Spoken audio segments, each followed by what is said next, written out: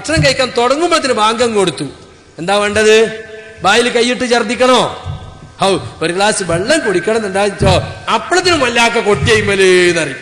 തൊണ്ടൊന്നൊന്ന് കൊട്ടുമല്ലോ bank കൊടുക്കാൻ അല്ലെ. അല്ലാഹു സല്ലി അലാ സയ്യിദിനാ മുഹമ്മദ് അലി ഖുറാഫി അല്ലെ, അങ്ങനെ ഒരു സലാത്തനല്ല അവിടെ. അപ്പൊ അത് കേൾക്കുമ്പോ തന്നെ ഇനിയിപ്പോ എന്താ കാട്ടുകന്നാ. ഒന്നുമില്ല, വെള്ളം കുടിച്ചോളിങ്ങള്, പ്രശ്നമില്ല.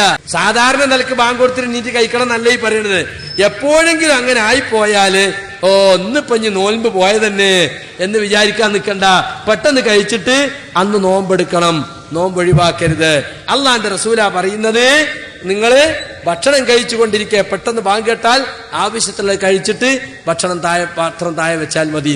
ബാങ്ക് വിളിച്ചുകൊണ്ടിരിക്കുന്ന സമയത്ത് നമ്മൾ വെള്ളം കുടിക്കരുത്, ഭക്ഷണം കഴിക്കരുത്. അത് ബാങ്ക് വിളിക്കുന്നതാണ് നമ്മൾ കേട്ടത്. രാത്രി നമ്മൾ കിടക്കുമ്പോൾ തന്നെ നമുക്ക് നിയ്യത്തുണ്ടല്ലോ.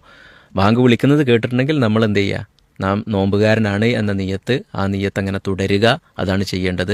സുബഹിയുടെ ബാങ്ക് വിളി കേട്ടിട്ടുണ്ടെങ്കിൽ പിന്നീട് എന്ത് ചെയ്യരുത്? വെള്ളം കുടിക്കും ചെയ്യരുത്, ഭക്ഷണം കഴിക്കും ചെയ്യരുത്. ഇപ്പോൾ ഈ വിഷയം പറഞ്ഞപ്പോൾ സാധാരണഗതിയിൽ ചില ആളുകൾക്കൊരു തെറ്റിദ്ധാരണ ഉണ്ട്.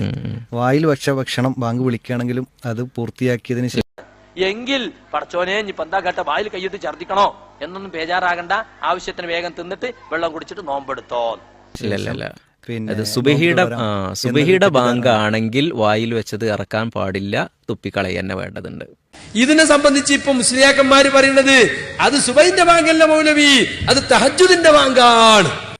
അതെ, അത് പിന്നെ നോമ്പിന് സമയത്താകട്ടെ അല്ലാത്ത സമയത്താകട്ടെ 2 ബാങ്കുകൾ ഉണ്ടല്ലോ. ആ 2 ബാങ്കുകളിൽ ആദ്യ ബാങ്കിന്റെ സമയത്താണെങ്കിൽ അതൊക്കെ ശരിയാകുന്നു. അതാണ് 2 ബാങ്കിൽ ഒന്നാമത്തെ ബാങ്കിന്റെ സമയത്താണ് എങ്കിൽ നമുക്ക് ഭക്ഷണം കഴിക്കാം. ഇതിനെ സംബന്ധിച്ച് ഇപ്പൊ മുസ്ലിയാക്കന്മാര് പറയുന്നത് അത് സുബഹിന്റെ ബാങ്കല്ല മൗലവി, അത് തഹജ്ജുദിന്റെ ബാങ്കാണ്.